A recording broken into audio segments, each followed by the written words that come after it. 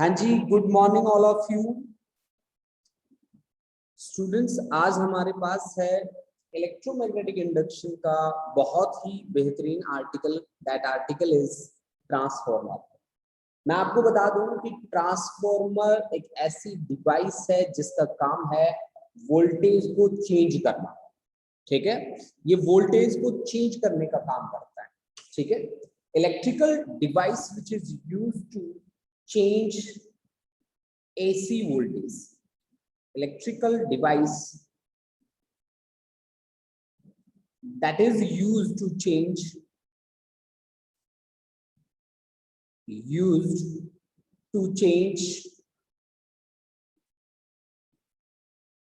Electrical device है बेटा जिसका काम है किसको चेंज करना, that is used to change AC voltage. AC voltage, ठीक है, AC वोल्टेज को चेंज करने का काम करता है। अब चेंज कैसे करता है बेटा कि इसको AC वोल्टेज को चेंज करने का मतलब है इसको इंक्रीज भी कर सकता है और इसको क्या कर सकता है, डिक्रीज भी कर सकता है। मतलब यहाँ पे इंक्रीज भी हो सकता है और डिक्रीज भी हो सकता है। अगर तो ये करता है इंक्रीज तो हम इसको बोलते हैं स्टेप अप। इंक्रीज अगर ये करता है तो हम इसको बोलते हैं step up transformer. Step up transformer और अगर ये करता है डिक्रीज, अगर ये करता है डिक्रीज तो हम इसे बोलते हैं step down transformer. Step down transformer, ठीक है, स्टेप डाउन ट्रांसफॉर्मर। यानी कि दो तरह के ट्रांसफॉर्मर हमारे पास मार्केट में अवेलेबल हैं, एक है स्टेप अप और दूसरा है स्टेप डाउन। जैसे कि बच्चा आप अपने फोन को चार्जिंग मोड में लगाते हो, ठीक है, तो आप उस चार्जर के ऊपर लिखा हुआ देखना कि वो कितना वोल्ट, 5 वोल्ट एक्सेप्टेबल होगा ज्यादा से ज्यादा। ठीक है, तो 5 वोल्ट, जबकि हमारी जो वोल्टेज आती है घरों में वो आती है 220 वोल्ट। सही बात है कि नहीं, वो हमारे घरों में जो आती है वो 220 वोल्ट आती है। तो अब उसे क्या करना पड़ेगा, उसको कम करना पड़ेगा। तो कम करने के लिए कौन सा लगाएंगे वहां पे, स्टेप डाउन ट्रांसफॉर्मर। ऐसे ही हर इलेक्ट्रिकल एप्लियंस को एक अलग अमाउंट में वोल्टेज चाहिए और वो वोल्टेज अलग अमाउंट में प्रोवाइड करने का काम कौन करता है, ट्रांसफॉर्मर करता है। ठीक है, ट्रांसफॉर्मर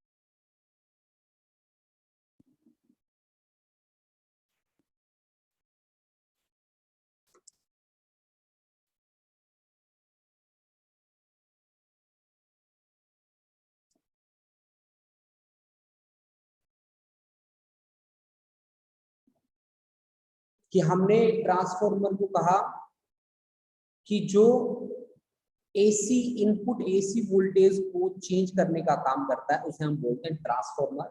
दो तरह के ट्रांसफॉर्मर होते हैं, एक होता है स्टेप अप जो वोल्टेज को इंक्रीज करता है और एक होता है स्टेप डाउन जो वोल्टेज को क्या करता है, डिक्रीज करता है। ठीक है, अब हम बात करते हैं इसके प्रिंसिपल की कि ये किस बात पे बेस है, ये किस प्रिंसिपल पे बेस है, इसका प्रिंसिपल क्या है। देखिए बच्चा पार्टी, ट्रांसफॉर्मर को मैंने बताया कि हमारी डेली लाइफ में सबसे बढ़िया एग्जांपल इसका रहता है कि हम घरों में जो यूज करते हैं, हमारे चार्जर, हमारे घरों में रेडियो है, टेलीविजन है, उनमें अलग अलग ट्रांसफॉर्मर्स लगे होते हैं क्योंकि उनको अलग अलग अमाउंट में क्या चाहिए, वोल्टेज चाहिए।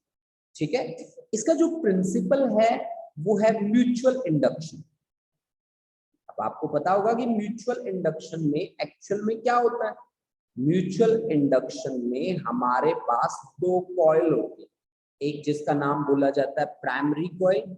जैसे कि मान लीजिए यहाँ पे ये जो है ये आपकी प्राइमरी कॉइल है, ठीक है, और यहाँ ये जो है इसको हमने माना है सेकेंडरी कॉइल। कि देखिए जी ये हमारे पास है सेकेंडरी कॉइल कुछ इस तरह से, ठीक है, ये हमारी सेकेंडरी कॉइल, इसको हम बोल देते हैं प्राइमरी कॉइल P1 और P2। ये हमारा input AC source, input AC source, ठीक है जी, और ये है हमारी secondary coil S1 S2 output जो हम लेंगे वो लोड रेजिस्टेंस के थ्रू लेंगे, रेजिस्टेंस R लिख दिया जी, यहाँ हमें मिलेगी आउटपुट, इसके थ्रू हमें मिलेगी आउटपुट, ठीक है। सेकेंडरी कॉइल S1 S2, और ये जो आपको दिख रही है वो है लैमिनेटेड कोर, लैमिनेटेड कोर है ये, लैमिनेशंस करी हुई हैं, लैमिनेटेड आयरन कोर है ये। लैमिनेटेड कोर हम इसलिए रखते हैं ताकि इसका एरिया क्या कर सके, हम डिक्रीज कर सकें। अगर एरिया डिक्रीज होगा तो magnetic moment that is current into area क्या होगी, डिक्रीज होगी। अगर मैग्नेटिक मोमेंट डिक्रीज होगी तो एडी करंट क्या होंगे, कम इंड्यूस होंगे, एडी करंट बहुत ही कम इंड्यूस होंगे। एडी करंट को हम क्या कर सकते हैं भाई, मिनिमाइज कर सकते हैं। एडी करंट को हम क्या कर सकते हैं बेटा, मिनिमाइज कर सकते हैं with the help of laminated core, and that laminated core is made up of iron. One most important thing, this is made up of iron. And why we use iron core, क्योंकि iron is ferromagnetic in nature, ferromagnetic in nature, ferromagnetic in nature। अब ferromagnetic का क्या वो होगा कि ferromagnetic वो होते हैं जिनमें क्या नहीं होता, फील्ड लाइन का लॉस नहीं होता। कौन सी फील्ड लाइन का, मैग्नेटिक फील्ड लाइन का, ठीक है। ज्यादा से ज्यादा फील्ड लाइन इनके साथ एसोसिएट हो जाती है। अब देखो जी, म्यूचुअल इंडक्शन का मतलब क्या है, म्यूचुअल इंडक्शन का मतलब ये है यहाँ पे कि भाई जो यहाँ अगर प्राइमरी कॉइल में, मैं आपको बता दूं कि flux associated with the secondary coil is directly proportional to current through the primary coil, this is mutual induction। मतलब अगर यहाँ करंट में कोई चेंज हो रहा है ना प्राइमरी में, तो सेकेंडरी में फ्लक्स में चेंज होगा, और सेकेंडरी में फ्लक्स में चेंज होने के कारण क्या होगा, करंट इंड्यूस होगा, ठीक है। यानी कि whenever amount of magnetic flux linked with the coil changes, an EMF is induced in neighboring coil, an EMF is induced in neighboring coil। मैं ये बात आपको स्पेशली लिख भी देता हूं कि whenever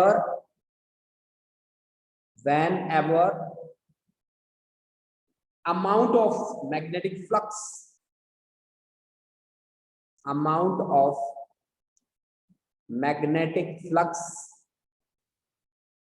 linked with the primary coil changes, linked with the primary coil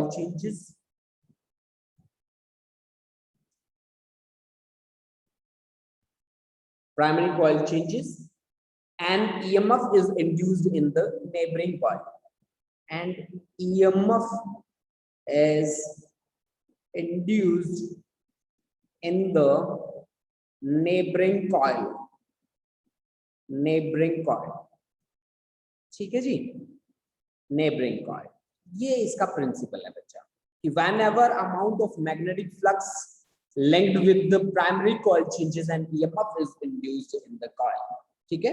अब देखो बच्चा, अब अपनी बात को आगे बढ़ाते हैं, इसकी कंस्ट्रक्शन पे बात करते हैं। सबसे पहले कंस्ट्रक्शन,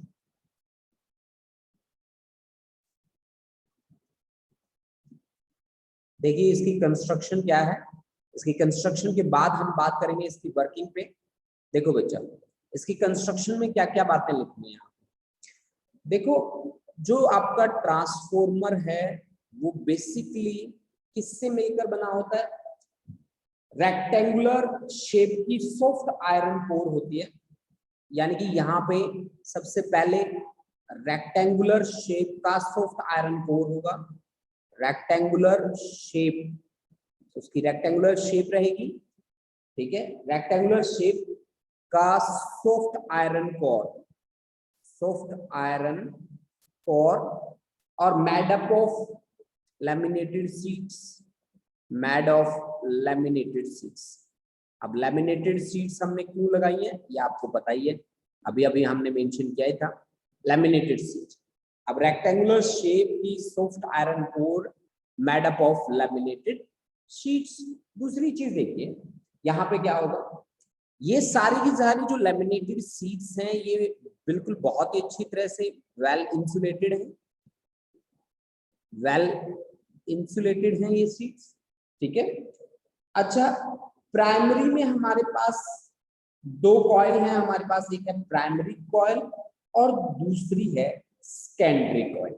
इन दोनों को, एक है हमारे पास प्राइमरी कॉइल और दूसरी है हमारे पास सेकेंडरी कॉइल, दोनों के दोनों सेम कोर पे बाउंड किए गए हैं, सेम कोर पे बाउंड किए गए हैं, सेम कोर पे बाउंड किए गए हैं। नंबर थर्ड की बात आती है कि दोनों के दोनों कॉइल्स जो हैं प्राइमरी और सेकेंडरी वो भी एक दूसरे से कंप्लीटली इंसुलेटेड है, ठीक है, ये भी इंसुलेटेड है, ठीक है। अब हमने क्या किया है, S1 S2 को एक रेजिस्टेंस R से कनेक्ट किया है, ठीक है। R से कनेक्ट करने का रीजन ये है कि हम जो आउटपुट लेंगे वो R के थ्रू लेंगे, आउटपुट हमारी जो आएगी वो आएगी R के थ्रू, R रेजिस्टेंस के थ्रू हमारी आउटपुट आएगी, R रेजिस्टेंस के थ्रू, R रेजिस्टेंस के थ्रू हमारी आउटपुट आएगी। नंबर 4 पे बात आती है कि अगर हम आइडियल ट्रांसफार्मर की बात करें तो रेजिस्टेंस को क्या करते हैं, नेग्लिजिबल करते हैं, किसको, प्राइमरी और सेकेंडरी। अगर हम आइडियल ट्रांसफार्मर यूज कर रहे हैं, हम कहते हैं कि ट्रांसफार्मर आइडियल ट्रांसफार्मर है, तो इसका मतलब है प्राइमरी और सेकेंडरी, सेकेंडरी का रेजिस्टेंस क्या है, नेग्लिजिबल है। रेजिस्टेंस क्या है भाई इसका, नेग्लिजिबल है, ना के समान है भाई उसका रेजिस्टेंस, ठीक है, नेग्लिजिबल। और जो एनर्जी लॉस है due to hysteresis, energy loss due to hysteresis is also negligible due to hysteresis. Hysteresis क्या चीज होती है जी, हिस्टेरेसिस का मतलब होता है कि जब हम फील्ड अप्लाई करते हैं तो पार्टिकल बार बार अपनी पोजीशन को चेंज करते हैं, जिसे हम बोलते हैं हिस्टेरेसिस। मतलब पार्टिकल अपने आप को एक बार मैग्नेटिक फील्ड की डायरेक्शन में, उसके बाद अपोजिट डायरेक्शन में, क्योंकि एसी वोल्टेज है बार बार चेंज होगा, तो पार्टिकल बार बार अपनी पोजीशन को चेंज करते हैं, जिसके कारण कुछ एनर्जी का लॉस होता है, ठीक है, एनर्जी का लॉस होता है। तो वो लॉस हमने क्या मानना है, ना के समान मानना है, ना के समान मानना, ठीक है, ठीक है जी। तो ये बात आप इनकी याद रखेंगे कंस्ट्रक्शन के लिए। अब हम करते हैं थ्योरी और वर्किंग। थ्योरी और वर्किंग से पहले एक कहानी है जो मैंने आपको सुनानी है, उस कहानी के बाद हम आगे बढ़े, ठीक है। तो ये चीजें आप नोट कर लें, फिर मैं आगे बढ़ता हूँ, ठीक है, क्योंकि मैं बोर्ड क्लियर कर रहा हूँ अब। हाँ जी, इसका स्क्रीनशॉट ले लें फटाफट से, फिर मैं आगे बढ़ रहा हूँ बेटा। हाँ जी, ठीक है जी। अब देखो जी, इंडिया के अंदर बहुत ही ज्यादा, अब आपको पता है कि फार्मर्स का मूवमेंट चल रहा है, आंदोलन चल रहा है, और इंडिया में बड़ी अशांति है, कोरोना भी है। तो मोदी जो है, केजरीवाल हैं, तीनों के तीनों जो हैं, मोदी है, केजरीवाल है, ममता बनर्जी है, सभी की पार्टियां लूट चुकी हैं। तो वो सोचते हैं कि क्यों ना कोई पावर प्लांट लगा लिया जाए, अपना काम वहां से शुरू कर लिया जाए। तो अब मेरे पास तीन चेहरे हैं, एक है जी केजरीवाल, तो केजरीवाल ने अपना प्लांट लगा लिया, केजरी प्लांट, ठीक है। ममता ने ममता प्लांट, ममता पावर प्लांट, और मोदी जी ने Modi power plant, power plant. अब ये बिजली उत्पादन करेंगे, ठीक है, क्योंकि इनकी दुकानदारी वहां से बंद हो रही है, तो सोचते हैं कि हम ऐसा काम कर लें, ठीक है, चलो अपनी मर्जी आए वो काम करो, हमें कोई प्रॉब्लम नहीं है। इन्होंने पावर प्लांट लगा दिए तीनों के तीनों ने, और गांव में बिजली सप्लाई करनी शुरू कर दी। अब तीनों ने क्या काम किया कि तीनों ने बराबर पावर जनरेट करी, पावर जनरेट करी तीनों ने, मान लो पावर तीनों ने जनरेट करी 1000 वाट। तीनों ने कितनी पावर जनरेट करनी है, पावर प्लांट लगाए हैं, तीनों ने 1000 वाट की पावर जनरेट करनी है। अब पावर किसके इक्वल होता है, P is equal to V into I होता है, ठीक है। तो यहाँ पे ऐसा हो सकता है कि केजरीवाल कह दे कि 500 में V रख रहा हूं और 2 एम्पियर में I रख रहा हूं, है ना। ये कह सकता है कि मैं 250 इंटू 4, और ये कह सकता है कि मोदी जी कह सकते हैं कि 100 इंटू 10। मतलब इसका मीनिंग सीधा सीधा ये हुआ कि अगर मैं यहाँ से ध्यान से देखूं तो 500 है V, 2 है आपका I, यहाँ पे 250 है V और 4 है I, यहाँ पे 100 है V और 10 है आपका I, ठीक है। अब मान लो कि आपको मैंने क्या कहा कि V और I की वैल्यूज मैंने आपको दी, V और ये I, ये आपका V और ये आपका I, ये आपका V और ये आपका I, चारों ने पावर प्लांट, 3 पावर प्लांट लग गए क्या हमारे, ठीक है जी, चलो कोई बात नहीं, 3 से ही काम चला देना। 3 पावर प्लांट लगे हैं जी हमारे, एक केजरी पावर प्लांट, एक ममता और एक मोदी, ठीक है जी। अब तीनों पावर प्लांट सप्लाई बराबर ही दे रहे हैं, पावर जो है वो 1000 वाट की जनरेट कर रहे हैं, ठीक है ना। तो अब देखिए, अब क्या होता है कि वो अपने स्टेशन से, मान लीजिए उनका ये स्टेशन है, ठीक है, इस स्टेशन से वायर्स की हेल्प से क्या करते हैं, इलेक्ट्रिसिटी एक जगह से दूसरी जगह तक लेके जाते हैं। मान लीजिए ऐसे जा रही है, ठीक है, इलेक्ट्रिसिटी दोनों वायर से ऐसे ऐसे, ठीक है, ऐसे जा रही है ना। तो अब देखो दोनों तीनों बराबरी पहुंचा रहे हैं, तो फिर फर्क क्या है, फर्क है पावर लॉस का। अब पावर लॉस का कितना फर्क है, कैसे हम वो निकालेंगे। अब पावर लॉस जो होता है ना, आप हमेशा याद रखना, पावर लॉस जो होता है वो होता है आई स्क्वायर इंटू आर के इक्वल, क्योंकि जब तक रेजिस्टेंस फैक्टर ऐड नहीं करोगे तब तक आप पावर लॉस नहीं निकाल सकते। आई स्क्वायर इंटू आर के इक्वल, अब मान लो कि तीनों का सेम रेजिस्टेंस है, तीनों का रेजिस्टेंस मान लेते हैं 10 ओम मान लेते हैं, ठीक है जी, तीनों का 10 ओम मान लेते हैं। तो इसके लिए पावर केजरी वाला जो पावर प्लांट है वो कितना पावर लॉस करेगा, लॉस कितना करेगा, वो लॉस करेगा I square into R, I square मतलब 4, आर कितना है 10, तो ये कर देगा 40। तो आउटपुट कितना रहेगा इसका, इसका आउटपुट रहेगा 1000 माइनस 40, यानी कि 960 वाट, ये इसका रहेगा आउटपुट। अब हमारे जो माननीय हैं उनका देखते हैं कितना रहेगा। हमारे माननीय, पहले ममता जी आती हैं, ममता जी भी हमारी माननीय है, नो डाउट, ठीक है, हम यहाँ पे केवल एग्जांपल ले रहे हैं, ऐसा कुछ नहीं है। तो फिर यहाँ से देखिए आप लॉस निकालिए, लॉस जो होगा वो होगा हमारा आई स्क्वायर इंटू आर, यानी 4 4 16 इंटू 10, यानी कि 160 वाट का लॉस हो गया, ठीक है। तो आउटपुट हमारी कितनी आई, आउटपुट हमारी आई 1000 माइनस 160, यानी कि 840 वाट हमारा आउटपुट आया, ठीक है।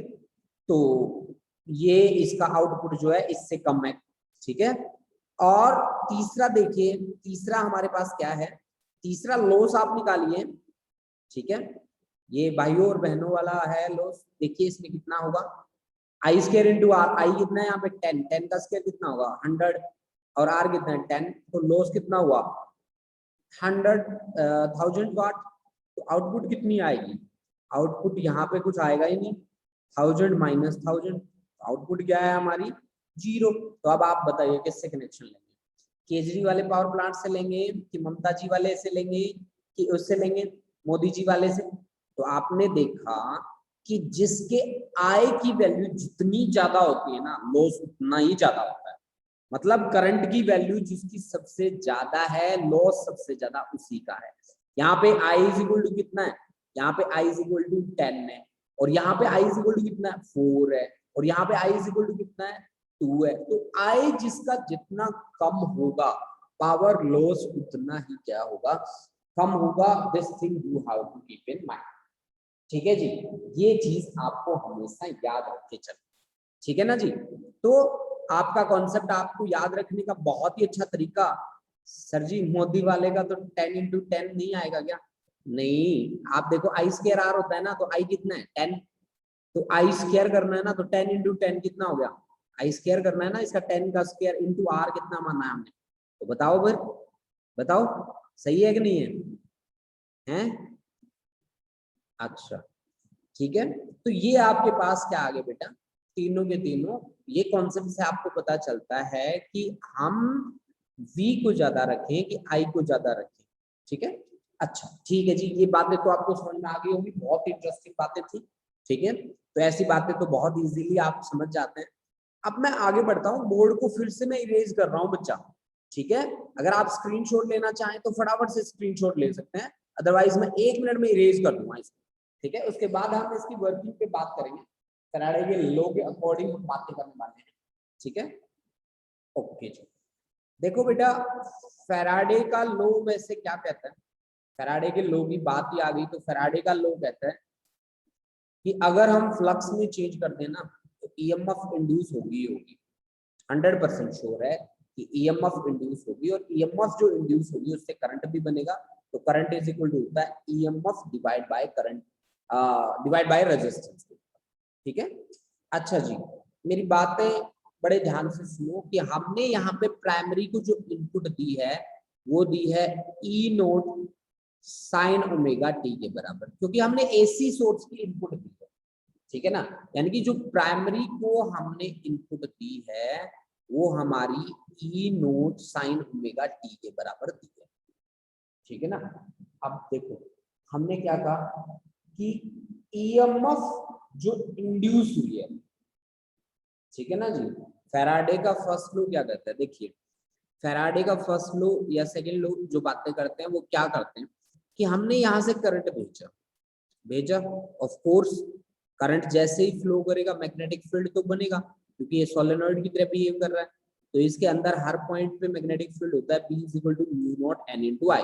अगर नंबर ऑफ टर्न्स n है तो mu naught n square I by L, इतना magnetic field, total magnetic field इसके साथ जुड़े। अब आपको पता है ये सोर्स कैसा है, एसी सोर्स है, एसी सोर्स में आप इनपुट जो देते हैं वो ऐसे ऐसे चेंज होती है पीरियोडिकली, ठीक है ना, पीरियोडिकली चेंज होती है, पीरियोडिकली चेंज होती है, तो फिर यहाँ पे मैग्नेटिक फील्ड भी आपका चेंज होगा, अगर करंट चेंज हो रहा है तो मैग्नेटिक फील्ड भी आपका चेंज होगा, 100% श्योर है। अब फील्ड लाइन इसके साथ सेकेंडरी के साथ भी जुड़ी हुई है इसकी फील्ड लाइन से, क्योंकि ये दोनों एक दूसरे के पास पास है। अब अगर यहाँ चेंज होगा तो यहाँ भी चेंज होगा, अगर यहाँ चेंज होगा तो करंट इंड्यूस होगा, ठीक है ना, करंट इंड्यूस होगा। क्यों, कैसे होगा करंट इंड्यूस, ईएमएफ इंड्यूस हो जाएगी minus of d phi by d t से, और एरिया आपने फिक्स रखा है तो d B by d t से ये क्या हो जाएगा, ईएमएफ इंड्यूस हो जाएगी, करंट निकालना है तो ईएमएफ डिवाइड बाय क्या, रेजिस्टेंस, बट सीधी सी बात है। अब हम क्या कहते हैं कि यहाँ पे एनर्जी लॉस हमने क्या कर रहा है, बिल्कुल नेग्लेजिबल रखा है, तभी तो हमने लैमिनेटेड शीट यूज करी है। लैमिनेटेड का क्या मतलब है, एडी करंट इंड्यूस नहीं होंगे, मतलब हमने जो इनपुट दी है, जो एनर्जी दी है, लगभग उतनी आउटपुट एनर्जी हमको मिल जाए, इसलिए हमने लैमिनेटेड शीट का यूज करा है। मतलब इसका इसका मतलब क्या है कि EMF induced with each turn, मतलब टर्न की बात करी हमने, ऐसा नहीं कहा, ईच टर्न ईएमएफ इंड्यूस किसकी इक्वल होगी, magnetic flux may change with respect to time d phi by dt, that should be equal to EMF induced in the primary coil divided by number of turns in the primary coil, that should be equal to EMF induced in the secondary coil divided by number of turns in the secondary coil। मेरी बात आप समझ गए कि this is EMF induced या EMF induced with each turn of the coil, with each turn of the coil, ठीक है। यहाँ पे NP जो है वो total number of turns with the primary coil, NS total number of turns with the secondary coil, यानी कि यहाँ से मैं ये बात भी बोल सकता हूँ कि EP upon NP that should be equal to ES upon NS, यानी कि यहाँ से ES is equal to NS upon NP into EP, ठीक है, NS upon NP into EP, ठीक है। तो ये आपका किसके इक्वल आ गया, ES के इक्वल आ गया, ठीक है ना। ES के इक्वल आ गया, यानी कि EMF induced in the secondary coil. ठीक है, अब देख लो भाई यहां से NS upon NP into EP। अब मान लो let NS is greater than NP, NS is greater than NP। NS में कितने नंबर ऑफ टर्न्स, मान लो 10 है, और NS के मान लीजिए 10 है, तो NP के मान लीजिए 5 है, तभी तो NS ग्रेटर देन होगा। तो ES इज इक्वल टू कितना आ जाएगा, ES इज इक्वल टू आ जाएगा NS 10 है, EP कितना है 5 है। ठीक है, NP कितना है 5, तो ये आ गया ES is equal to 2 into EP, 2 into EP। तो ये मान लो 36 है, तो ये क्या होना पड़ेगा 18 होना पड़ेगा। तो ES इज ग्रेटर देन किससे, ES is greater than EP। ठीक है, ES is greater than EP। ठीक है ना, ES is greater than EP।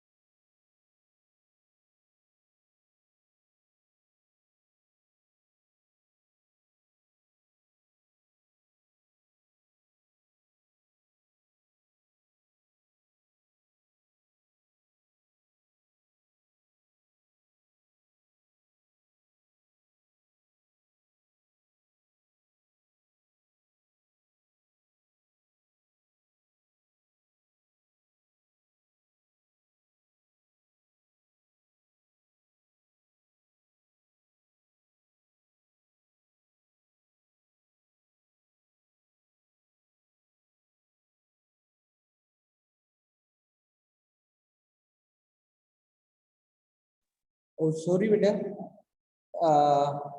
हाँ जी, NS upon NP is equal to K, that is transformation ratio. मैं एक बार रिपीट कर देता हूं। अब आ रही है बच्चे आवाज, अंकुरित आवाज आ रही है बेटा, चेक करो बच्चे। Yes sir. अच्छा ठीक है बेटा, ठीक है, सॉरी बच्चा, वो ध्यान नहीं रही मुझे। तो देखिए बच्चा, मैं दोबारा से रिपीट कर देता हूँ। वैसे यहाँ पे मैंने जो एग्जांपल दिए हैं कि NS को number of turns in secondary coil is greater then number of turns in primary coil. मान लो सेकेंडरी में 10 टर्न्स है और प्राइमरी में है केवल 5, मान लो भाई, बड़ा है ना, बड़ा बताया ना इसने। तो ES इज इक्वल टू क्या था, NS अपॉन NP। तो एनएस की वैल्यू मैंने रख दी 10, एनपी की रख दी 5, तो ये मेरा आ गया बेटा 2 ईपी के बराबर। ES is equal to 2 EP, तो of course ES is greater than EP ना। अगर ईएमएफ सेकेंडरी कॉइल में ग्रेटर आ गया प्राइमरी से, तो वो क्या होगा, स्टेप अप ट्रांसफॉर्मर होगा, स्टेप अप ट्रांसफॉर्मर होगा। अगर इसी तरह से एनएस, मान लो कि एनएस जो है वो लेस आ गया किससे, एनपी से, तो एनएस में मान लो NS number of turns in secondary 5 है मान लिया, और उसमें 10 है, तो ईएस क्या आ रहा है फिर, लेस देन ईपी, तो वो क्या बन गया आपका, स्टेप डाउन ट्रांसफार्मर। अब मैं आपको बता दूं कि एनएस अपॉन एनपी जो है वो कहलाता है बेटा ट्रांसफॉर्मेशन रेशियो। वो क्या कहलाता है बच्चा, ट्रांसफॉर्मेशन रेशियो।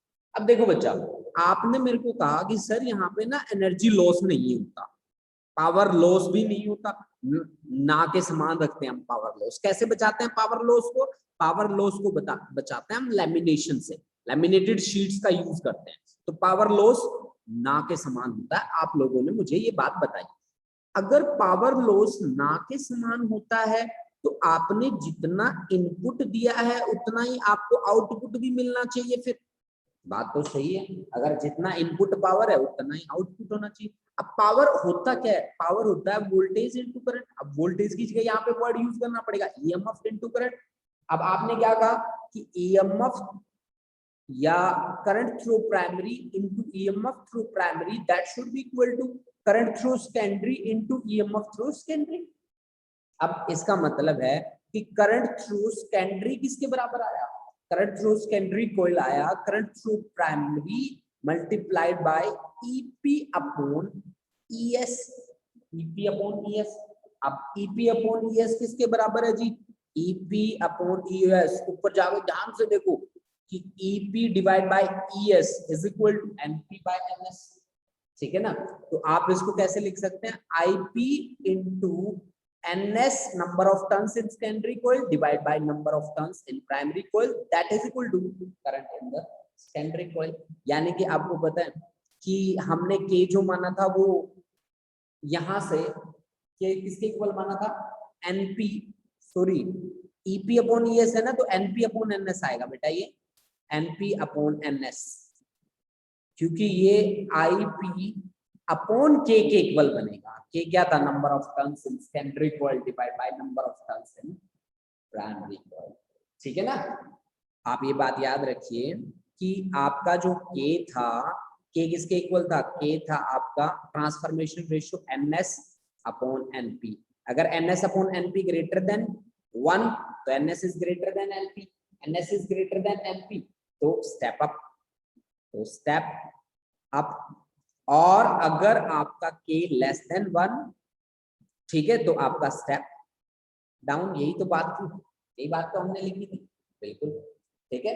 तो इसका मतलब हुआ कि अगर मैं स्टेप अप के लिए बात कर रहा हूं और मैं कह रहा हूं कि क्या ns upon np is greater then 1, is greater then 1, इसका मतलब हुआ कि is is less than ip, is is less than ip, किसके लिए, स्टेप अप के लिए, है ना। तो यहां से देख लो, यहां से देख लो अब, ठीक है, ये ns अपॉन np के इक्वल आ जाएगा, सॉरी यहां से आओ, यहां से सही चेक होगा, तो is is greater then ip, तो ये क्या बनेगा आपका, स्टेप डाउन बनेगा, ये आपका क्या बनेगा, स्टेप डाउन बन जाएगा, ठीक है ना, ये आपका बन जाएगा स्टेप डाउन। अब देखो भाई, उसके बाद हमारे पास यहां से हमने किसके इक्वल निकाल लिया, हमने निकाल दिया जी करंट थ्रू प्राइमरी और करंट थ्रू सेकेंडरी, हमने दोनों के दोनों निकाल, ठीक है। चलो हम बात को आगे बढ़ाते हैं, हम निकालते हैं यहाँ पे एफिशिएंसी। एफिशिएंसी को हम बोलते हैं आउटपुट पावर। एफिशिएंसी होगी हमारी ratio of output power to the input power.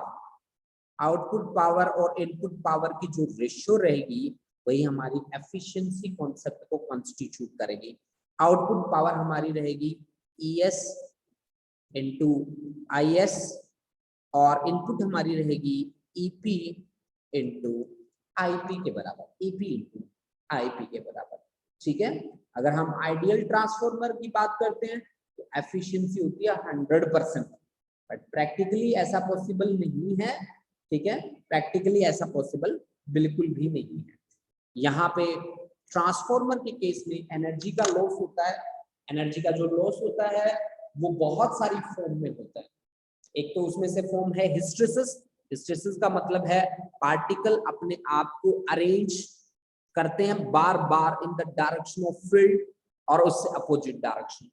बार बार अलाइनमेंट और रीअलाइनमेंट के कारण एनर्जी लॉस होता है बच्चा। ठीक है, जब पार्टिकल बार बार अलाइन करते हैं अपने आप को, भाई आपने मान लो करंट दे दिया, करंट देते ही मैग्नेटिक फील्ड बनता है। मैग्नेटिक फील्ड बनता है तो 100% श्योर है पार्टिकल अपने आप को इन the direction of electric and magnetic field align करते हैं।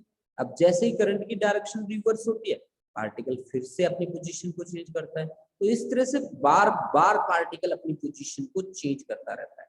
बार बार अपनी पोजीशन को चेंज करने के कारण उसका कोलिजन भी होता है। अगर कोलिजन होगा तो एनर्जी लॉस भी होगा, 100% श्योर है ये बात भी। ठीक है, तो ये इसको बोलते हैं हम हिस्टेरिसिस लॉस। ठीक है ना, इसको हम क्या बोलते हैं? हिस्टेरिसिस लॉस बोलते हैं।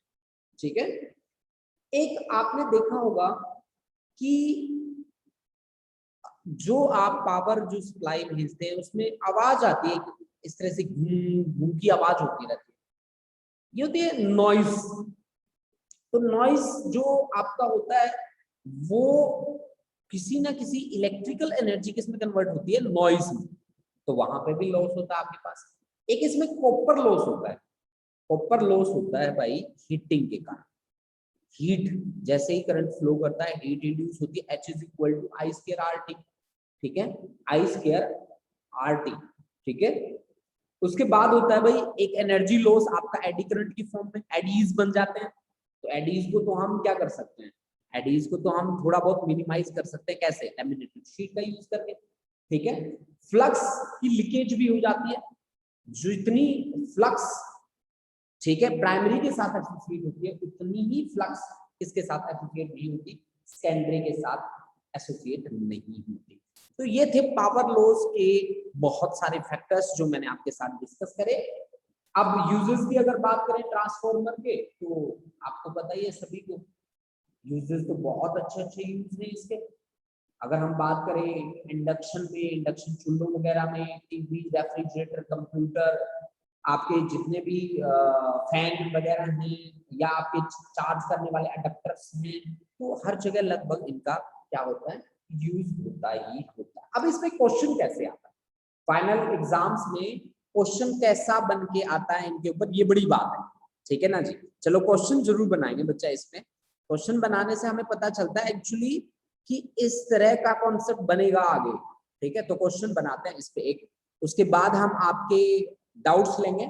ठीक है, तो एक क्वेश्चन बनाते हैं इस पे, बहुत ही अच्छा सा सीबीएसई में आया हुआ है 2017 में। धन्यवाद। 2017 में एक क्वेश्चन आया था। ठीक है, वही क्वेश्चन हम उसके ऊपर बनाते हैं। चलो जी, देखो कैसे हम इस पे क्वेश्चन बनाएंगे। मैं एक बार बोर्ड क्लियर कर दूं थोड़ा। ठीक है, ठीक है जी।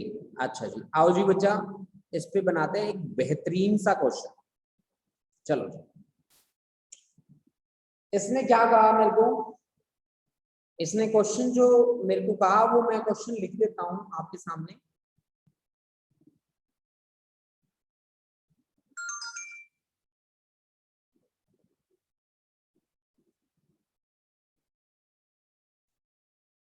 A power transmission line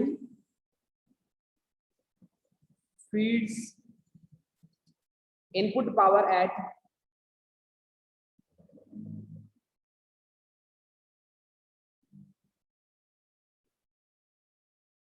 2200 volt to a step down transformer. To a step down transformer. To a step down transformer with primary winding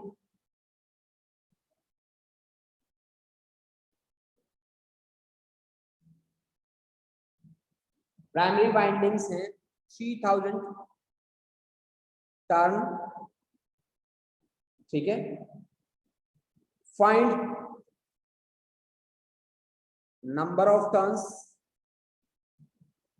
to secondary, ठीक है, to get output power, to get output of 220 volt. ये question आपके CBSE में आया जी 2017 में। इस question का answer देखो जी, कैसे आप करोगे इसको सॉल्व। देखो भाई, यहाँ पे प्राइमरी आपको क्या कहा गया, स्टेप डाउन बनाना है, ठीक है। यहाँ पे ईएमएफ इन द प्राइमरी में ईएमएफ कितनी है, 2200। नंबर ऑफ टर्न्स कितने प्राइमरी में, 3000, ठीक है। ईएस आपको कितनी चाहिए, ईएस आपको चाहिए 220। आपको पता है कि एनएस अपॉन एनपी किसके बराबर होता है, ईएस अपॉन ईपी। ये तो बहुत इजीली सॉल्व हो गया। मेरे को क्या चाहिए, मेरे को चाहिए यहां से एनपी तो दे रखा है, एनएस चाहिए मेरे को। NS is equal to ES upon EP into NP. ES कितना है जी, ईएस है 220 और ईपी कितना है 2200 और एनपी कितना है जी 3000, ठीक है जी। तो ये यानी कि 300 टर्न्स आ गए जी। एनएस आपका कितना आ गया, 300 आ गया। बिल्कुल अंकुरित, यही आंसर रहेगा बेटा, शाबाश, ठीक है। तो इस तरह के न्यूमेरिकल्स आपके सामने दिए जाएंगे जिनके साथ आपको डील करना होगा, ठीक है। अब आपका वो न्यूमेरिकल जो आपने मुझे दिया था, जो आपके डाउट रहे हैं, हम उस डाउट पे काम कर लेते हैं, ठीक है। चलो जी, आपका डाउट था एनसीईआरटी का क्वेश्चन नंबर कौन सा था, वो 8.12 था मेरे ख्याल से। सर 6.12। हाँ जी बच्चे, सर क्वेश्चन 6.12। अच्छा अच्छा अच्छा, 6.12 था क्या, कोई बात नहीं बेटा। चलो देखो जी, मैं आपका क्वेश्चन निकाल लेता हूँ, एक मिनट।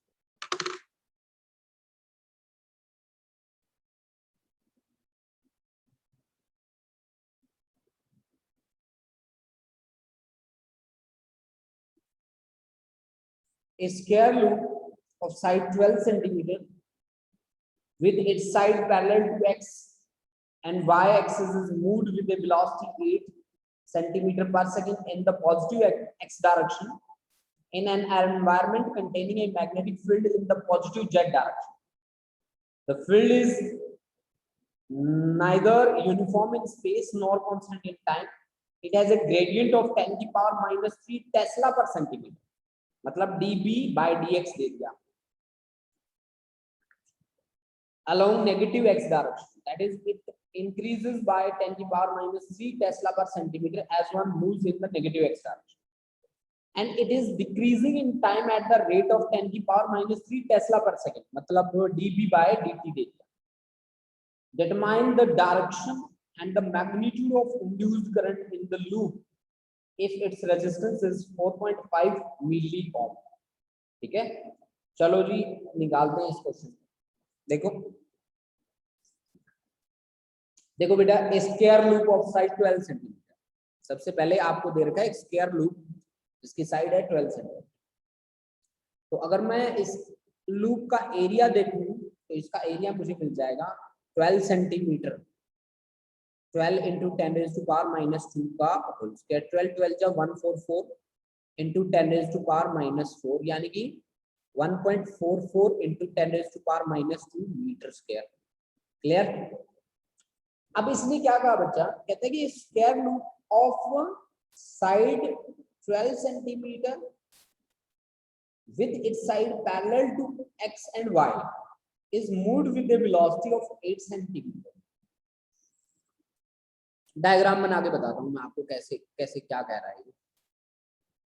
मतलब ये हो गया आपके पास स्क्वायर लूप जो पैरेलल टू मैं किसके बराबर बना रहा हूँ, पैरेलल टू एक्स वाई,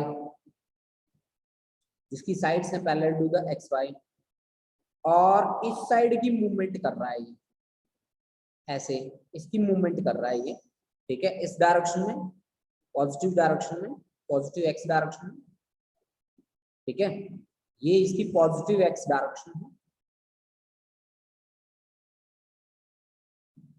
अब देखो इसने आगे क्या कहा, in positive x direction in an environment containing a magnetic field in the positive z direction, मतलब पॉजिटिव z डायरेक्शन, मतलब आउटवर्ड। ये देखो जी ऐसे, ये मैग्नेटिक फील्ड अप्लाई कर रखा है ऐसे आउटवर्ड, बाहर की तरफ ऐसे। पॉजिटिव z डायरेक्शन तो ऐसे ही होगी, ये देखो भाई पॉजिटिव x z डायरेक्शन, ठीक है। इसके बाद देखो, the field is neither uniform in space nor constant in time, it has a gradient of 10 की पावर -3 टेस्ला पर सेंटीमीटर, यानी कि dB बाय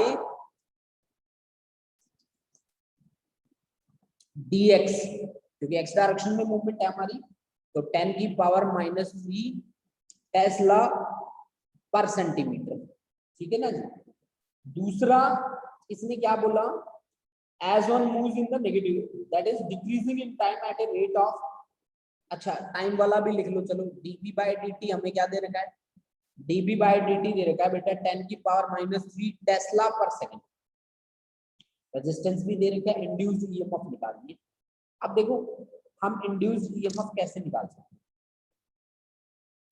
हैं, देखिए जी यहाँ पे जो ईएमएफ इंड्यूस होगी ना वो दो तरीके से हम यहाँ पे बात करेंगे, एक विद रिस्पेक्ट टू x और एक विद रिस्पेक्ट टू t, है ना।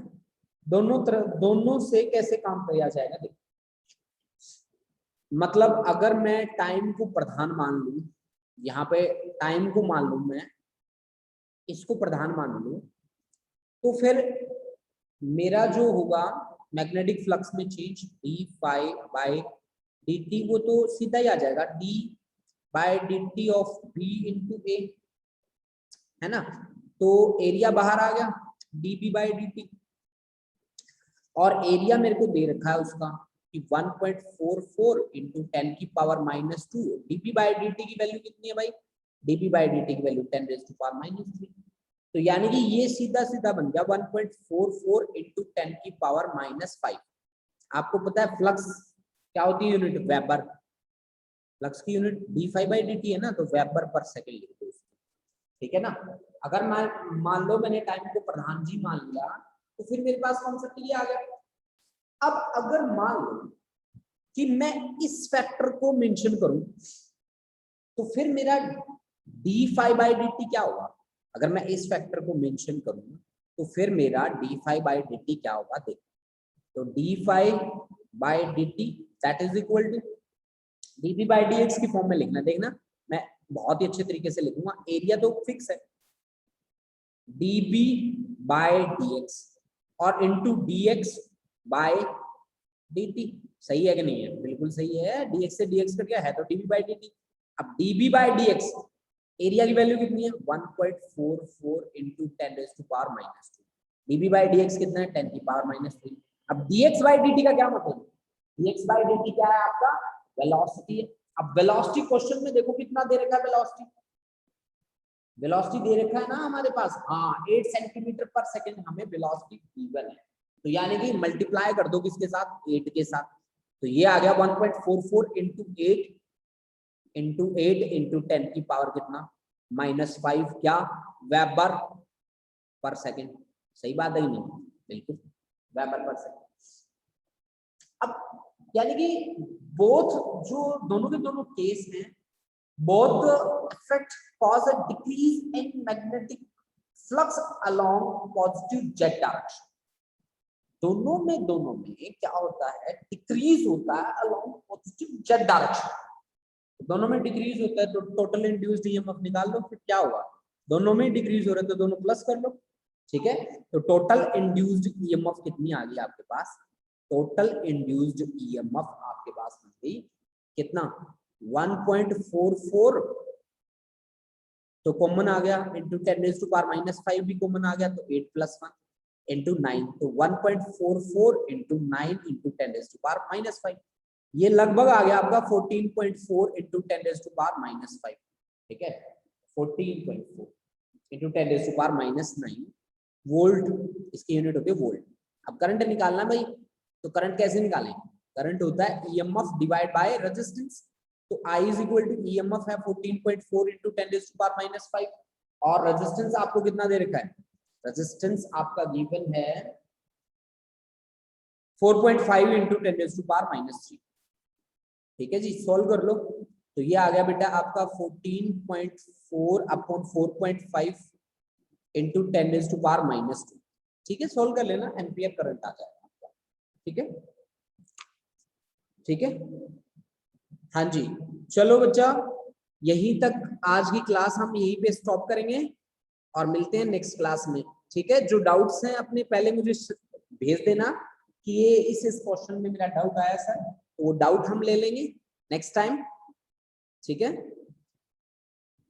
डाउट आज ही मुझसे शेयर कर लेना, ठीक है, ताकि नेक्स्ट जो क्लास हो हमारी उसमें हम डाउट प्रॉपर वे से ले सके, ठीक है। चलो, थैंक यू बच्चा, थैंक यू।